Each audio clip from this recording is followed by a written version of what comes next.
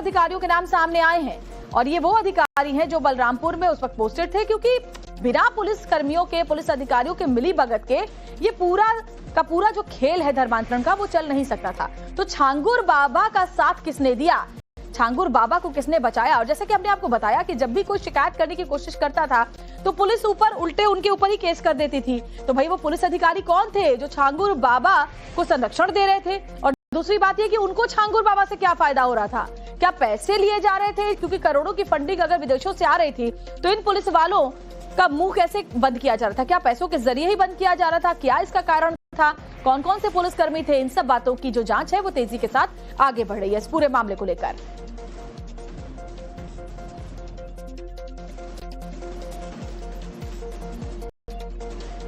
और अब आपको उन अधिकारियों के बारे में डिटेल के साथ बता देते हैं कौन कौन से वो अधिकारी हैं जो जांच एजेंसी के रडार पर हैं।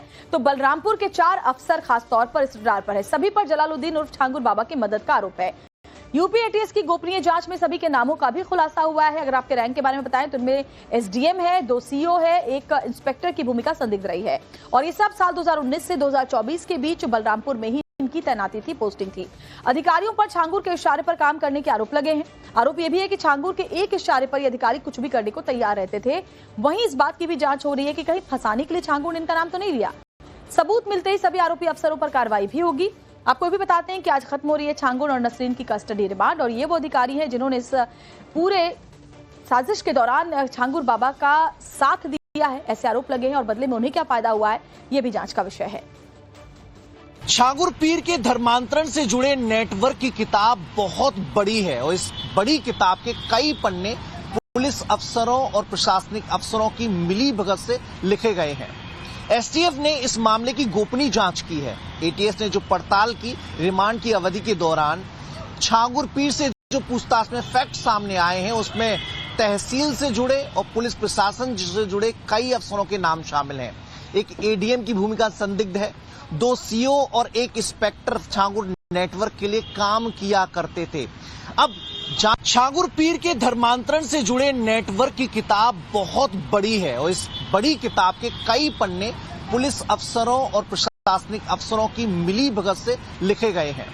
एसटीएफ ने इस मामले की गोपनीय जांच की है। एटीएस ने जो पड़ताल की, रिमांड की अवधि के दौरान छांगुर पीर से जो पूछताछ में फैक्ट सामने आए हैं उसमें तहसील से जुड़े और पुलिस प्रशासन से जुड़े कई अफसरों के नाम शामिल हैं।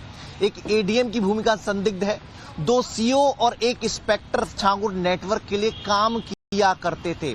अब जांच इस ओर भी हो रही है कि छांगुर पीर ने जो पूछताछ में इनकी मिली भगत के बारे में बताया है, क्या सिर्फ अपने को बचाने के लिए और पुलिस प्रशासन के अफसरों पर निशाना साधने के लिए किया है या वाकई इन लोगों की भूमिका संदिग्ध थी? क्योंकि बीते 15 साल के आपराधिक मामले जो छांगुर पीर और उसके गुर्गों के खिलाफ दर्ज कराए गए, उनकी जांच की जा रही है। उनका स्टेटस खंगाला जा रहा है कि आखिर उन पर एक्शन क्यों नहीं हुआ और उसका फायदा छांगुर पीर ने उठाया कि वो अपने नेटवर्क का लगातार विस्तार करता रहा। तो ऐसे में भूमिका की जांच की जा रही है और बिना तहसील विभाग के कर्मचारियों की मिली भगत के जमीनों की जो खरीद फरोख्त पीर बाबा कर रहा था वो संभव नहीं थी। तो ऐसे में उनकी भूमिका भी तलाशी जा रही है और अगर इनकी भूमिका पाई गई तो योगी सरकार में 0 टॉलरेंस के हिसाब से एक्शन होगा।